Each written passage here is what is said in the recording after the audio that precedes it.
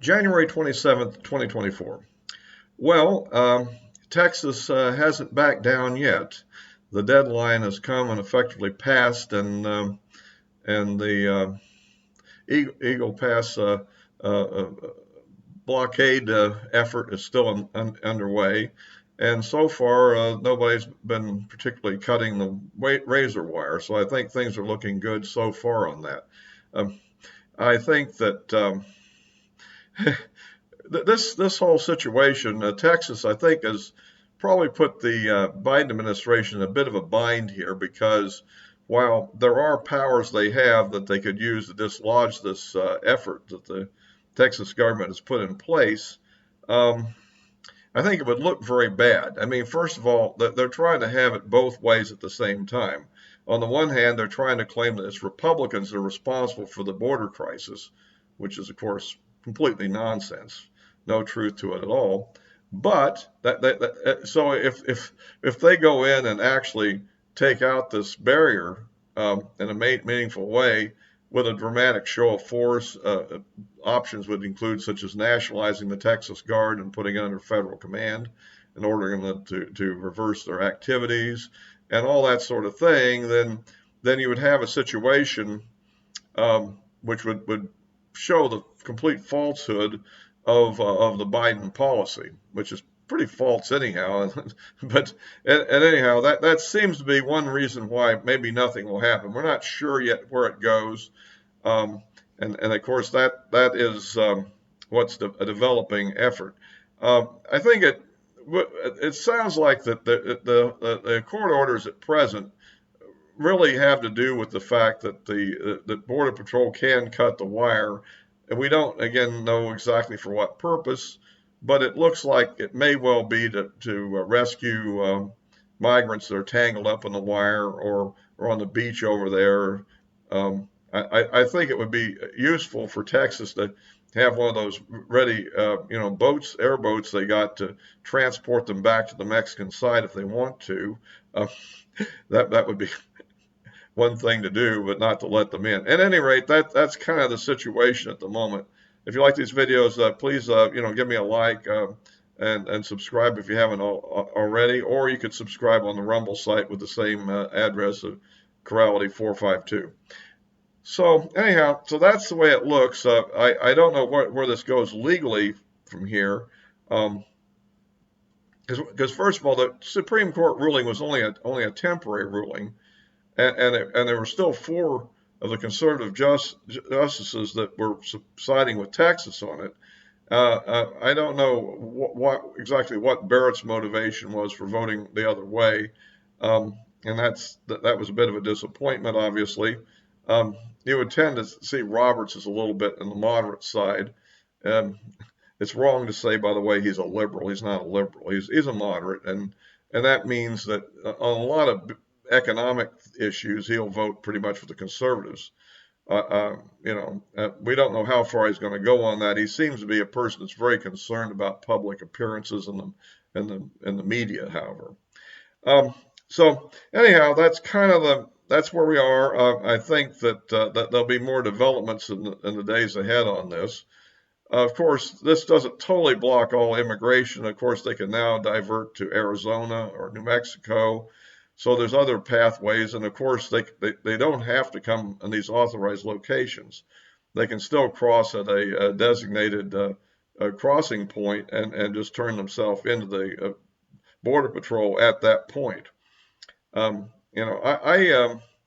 kind of wondered to some degree if there might be other litigation that might be going forward from the Texas side to suggest that the federal government should be enjoined to quit the access of making these unauthorized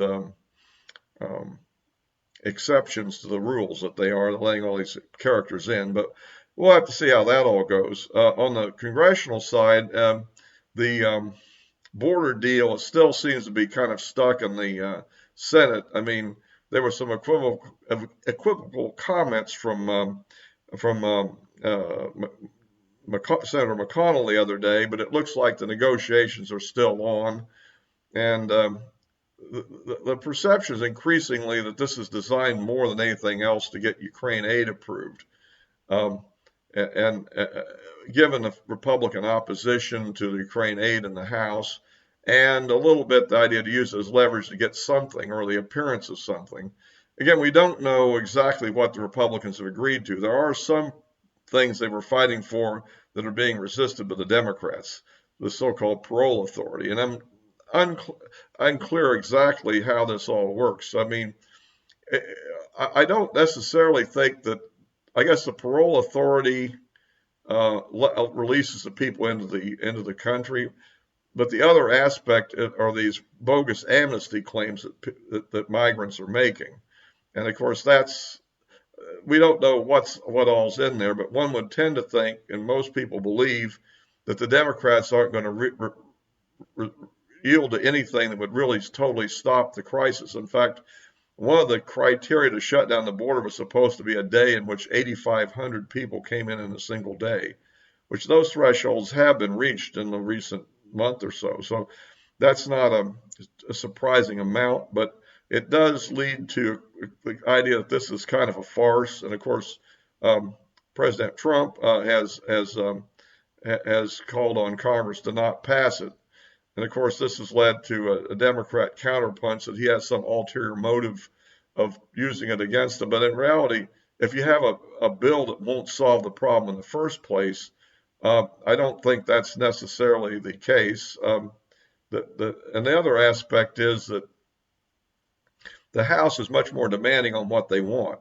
If the Democrats really want the aid for Ukraine, all they would have to do is agree to H.R. 2, basically, and do all the things in that, which would completely reverse the immigration policy. But I would argue that to some degree, that would be a good move for them to make, although it might blow up their own constituency, which there's a lot of crazy people in that constituency if they really want this illegal immigration thing to be going on the way it is. And so I don't know. I mean, on the other hand, if Trump is the Republican candidate, do they really think these ultra liberals are going to not vote Democrat and let Trump win?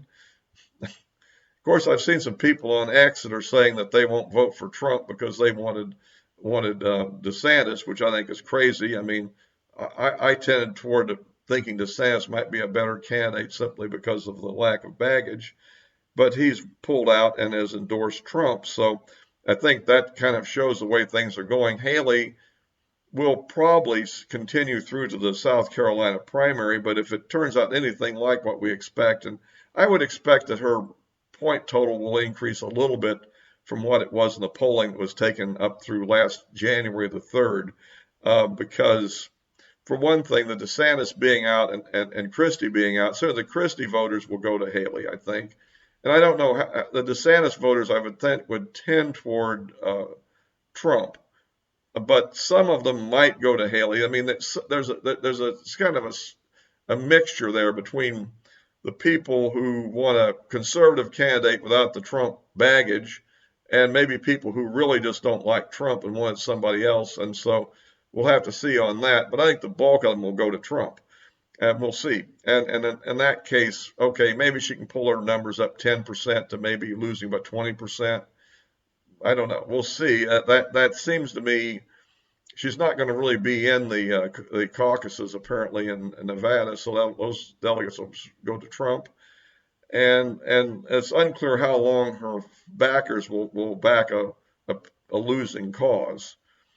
The other issue that, of course, is being discussed here is the thought that perhaps if we don't know how all these legal cases involving Trump will go. I've covered that in a previous video. The risk we run there, and I think the biggest threat to Trump, even before the primaries and that we had at that time, in the caucuses, was that the courts are the biggest threat. And right now, of course, is the appellate court ruling. Appellate court a hearing for a ruling in D.C. on this immunity claim, and once that's settled, which it's an anti-Trump court, they're not going to rule his way. And of course, he just got hit with this $83 million judgment.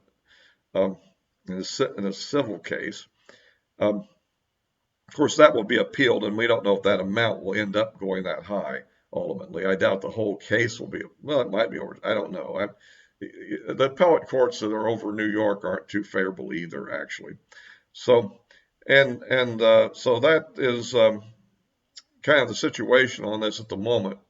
But it looks to me like that the moment the Ukraine aid is going to be stalled for quite a while, and the only thing that's sort of scary to me that has occurred to me that what would happen if this compromise bill from the Senate was passed. It would only take 9 Republicans to break ranks and support it. And then it would go to the House, which would presumably turn it down as far as the Speaker is concerned.